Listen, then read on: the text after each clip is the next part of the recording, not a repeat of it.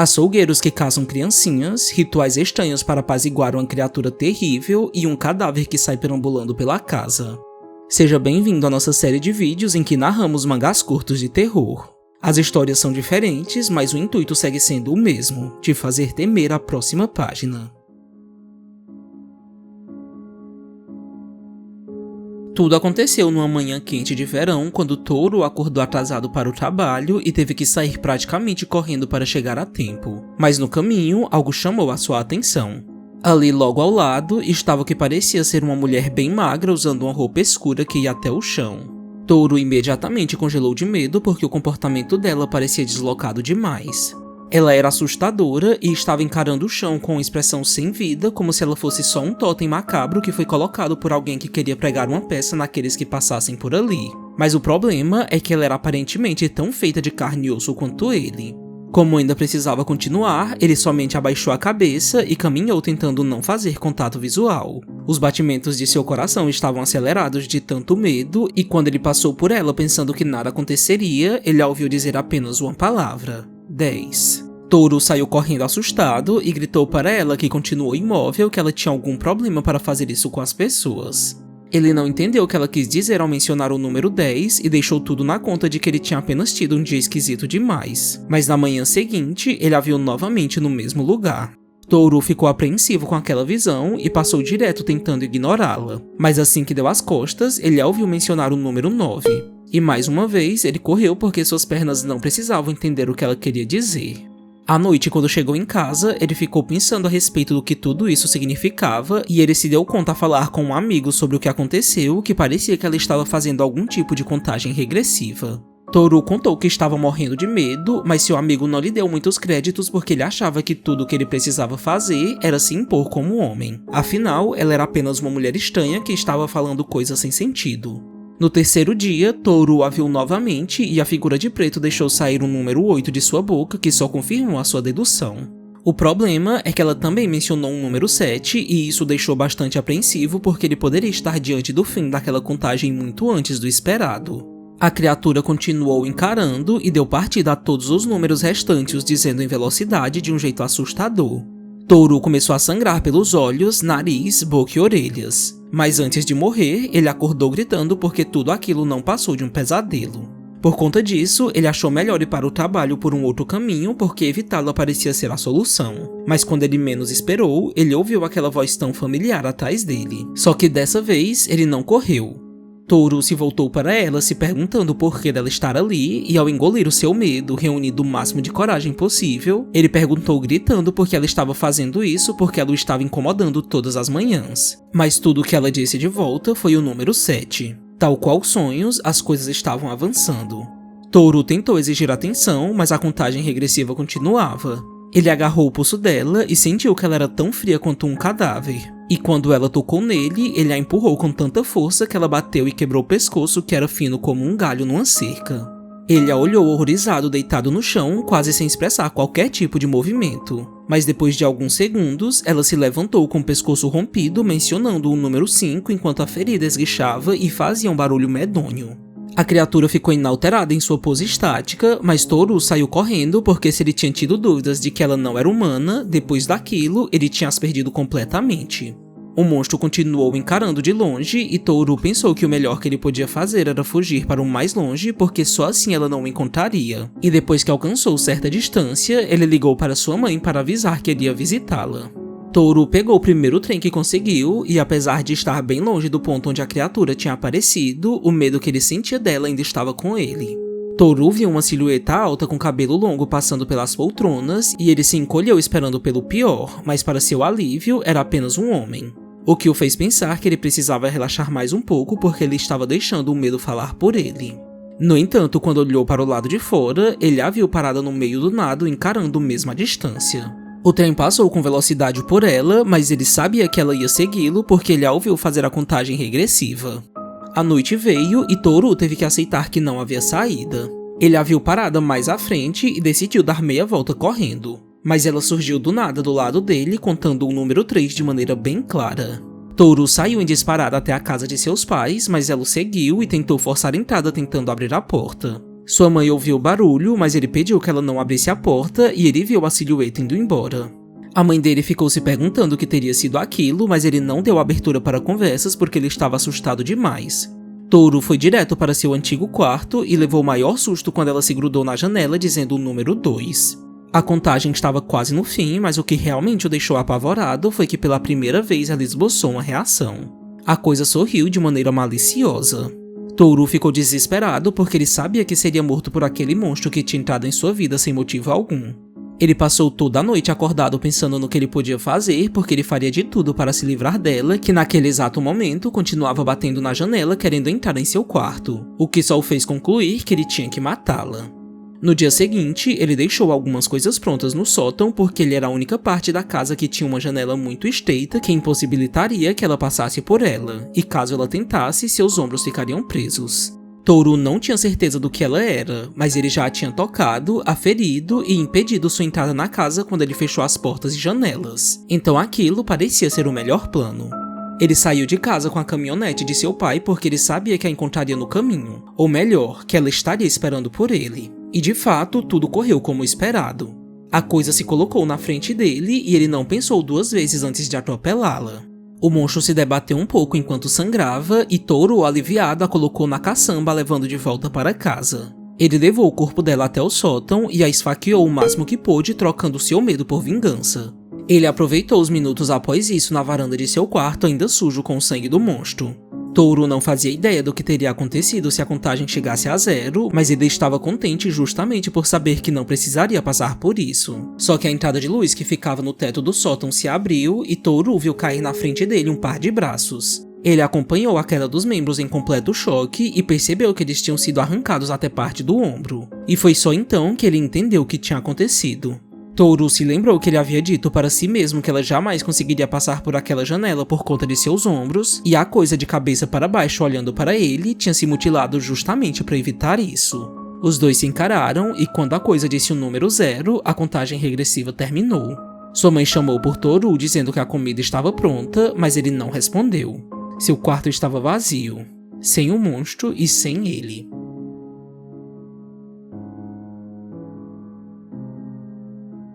Nomura sempre teve dificuldade para manter uma conversa cara a cara olhando diretamente nos olhos das pessoas, e isso já tinha lhe rendido alguns constrangimentos. Por mais que ele tentasse, ele não conseguia evitar por esse ser um problema que ele carregava desde a infância.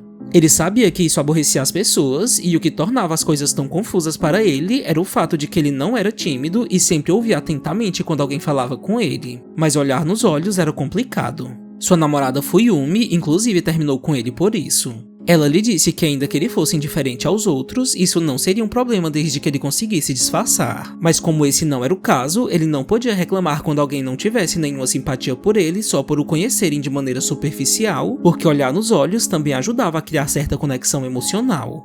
Fuyumi tinha sido dura com as palavras quando o deixou, e o pior era que ele sabia que ela estava certa.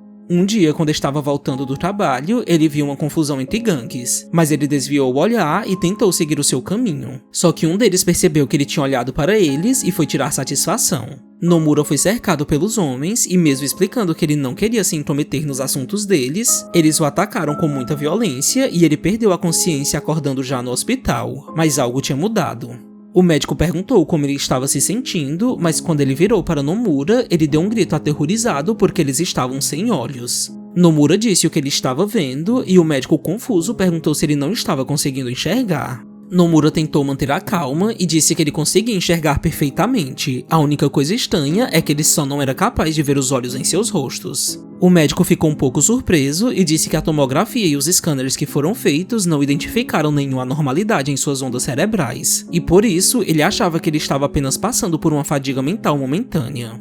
Mais tarde, ele passou por uma nova avaliação com outro médico que lhe fez algumas perguntas adicionais porque aquele caso era único e muito curioso. Quando Nomura disse que era capaz de ver tudo com exceção dos olhos, ele recebeu praticamente o mesmo diagnóstico porque talvez aquilo fosse resultado dos maus bocados que seu corpo tinha passado e que ele só precisaria de tempo para tudo voltar ao normal. Nomura ficou refletindo sobre o quão irônica era sua situação. Ele era alguém que não costumava olhar nos olhos das pessoas e agora, mesmo se quisesse, ele não podia vê-los. E ter que se acostumar com aquela nova realidade era algo estranho demais. Dias se passaram e as promessas dos médicos se mostraram vazias. As pessoas continuavam com parte do rosto ausente como se elas fossem eternos esboços de um desenho que nunca foi finalizado. Os exames iam e vinham e, fora essa questão, ele estava aparentemente saudável. Nomura eventualmente recebeu alta porque não havia mais nada que pudessem fazer por ele, e por mais que fosse estranho ver as pessoas daquele jeito, ele sentia que isso não influenciava em nada a sua relação com elas porque nada tinha mudado. Num dia qualquer depois que chegou em casa, ele se deparou com Fuyumi que tinha ido visitá-lo porque ela queria saber como ele estava. Nomura ficou surpreso e meio inquieto com a presença dela, mas ele perguntou por que ela não entrou se ela ainda tinha a chave. Mas como não estavam mais juntos, ela achou melhor esperar por ele. Ele a chamou para entrar e os dois conversaram sobre o que o fez ser hospitalizado, mas ele não contou sobre não conseguir mais ver olho algum. Fuyumi perguntou o que tinha acontecido além disso porque ela percebeu que ele estava diferente, já que ele manteve toda a conversa olhando nos olhos dela. Mas ele inventou uma desculpa qualquer, dizendo que tinha repensado um pouco depois que ela falou aquelas coisas para ele. Apesar de ser um pouco desconfortável, Nomura percebeu que ele estava se relacionando melhor com as pessoas que pensavam que ele estava sendo atencioso ao olhar nos olhos delas. Mas ele só não conseguia deixar de encarar aqueles rostos vazios que praticamente os transformavam em monstros. Os dias se passaram mais um pouco e ele ficou com medo de estar se acostumando a tudo aquilo. Um dia ele se sentou num parque para relaxar um pouco a sua mente e acabou vendo a briga de duas crianças que escalonou para uma violência descabida com a mãe de um deles ajudando a bater num dos meninos. Nomura ficou abismado com as pessoas ao redor não se importando com o que estava acontecendo, mas quando ele tentou cobrar delas uma justificativa para não impedirem isso, ele foi colocado contra a parede porque ele também não estava fazendo nada. Nomura sentiu toda a ausência daqueles olhos o julgando por sua omissão e ele se sentiu nesse momento deslocado de todo o resto do mundo. Ao voltar para casa, ele deu de cara com Fuyumi que estava o esperando do lado de dentro e ela foi direto ao dizer que tinha pensado nas últimas coisas e que ela achava que o melhor seria se eles voltassem a ficar juntos, mas Nomura disse que ela não era a verdadeira Fuyumi. Nomura começou a ter uma crise existencial dizendo que aquele não era o mundo real porque ele sentia que estava sonhando. Fuyumi não entendeu nada do que ele disse e quando ela tentou colocar juízo na cabeça dele, ele a chamou de monstro e ela pegou as suas coisas para ir embora dizendo que ele precisava ser internado novamente porque ele claramente não estava bem. Nomura teve um choque de realidade porque ele percebeu que de alguma forma ele ainda estava no hospital deitado em sua cama naquele mesmo instante. Mas Fuyumi começou a rir e a primeira reação que ele teve foi pegar uma caneta e enfiar no rosto dela exatamente onde deveria ter um olho. Fuyumi gemeu de dor e Nomura disse quase num estado ensandecido que aquilo era a prova de que ele estava dentro de um sonho. Mas ela perguntou ainda sangrando o porquê dele ter enfiado uma caneta nela. Nomura por um instante ficou com medo de ter passado dos limites e de ter realmente enlouquecido e a machucado de verdade. Mas quando ela tirou o objeto do rosto e olhou para ele sorrindo de maneira assustadora, ele saiu correndo somente para ver outras pessoas sorrindo de seu estado. Era como se todo mundo desde o princípio soubesse da verdade. Ele constatou para si mesmo que tinha sido a pancada na cabeça que o mandou para aquele lugar, mas Fuyumi disse que isso não tinha nada a ver porque mesmo antes dele ser agredido, ele já existia naquele lugar há muito tempo porque ele sempre esteve ao lado das pessoas sem realmente conhecê-las. Nomura saiu desesperado dizendo que ele ia conseguir voltar para o mundo real, mas Fuyumi atrás dele, ao contrário do que ele imaginava, concordou em ajudá-lo. Ele olhou para ela sem acreditar nisso e ao encará-la de verdade, ele conseguiu ver seus olhos aparecendo gradativamente em sua face. E de repente, ele despertou no hospital, ao menos por um mísero segundo. Nomura talvez nem tenha tido tempo de ouvir as preces que estavam fazendo para ele e até o fim, mesmo durante o seu coma, ele vivenciou o maior trauma de sua vida por essa ter sido a última coisa que ele pensou antes de ter sido atingido na cabeça.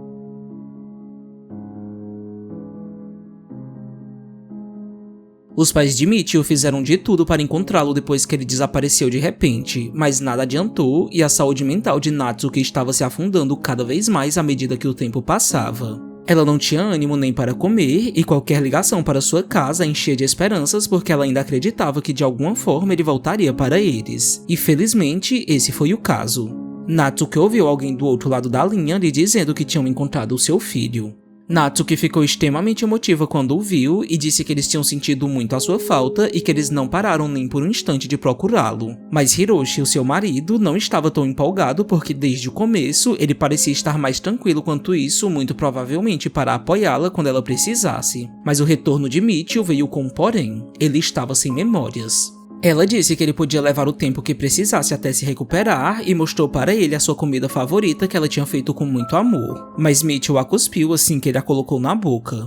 Natsuki perguntou o que tinha acontecido porque ele nunca tinha feito isso. Ele respondeu que não queria comer e seu pai comentou que a comida estava boa com o mesmo gosto de sempre, mas Mitchell começou a espernear e a agir com violência derrubando tudo que estava em cima da mesa, o que a deixou muito nervosa e a fez gritar para ele parar com toda aquela birra.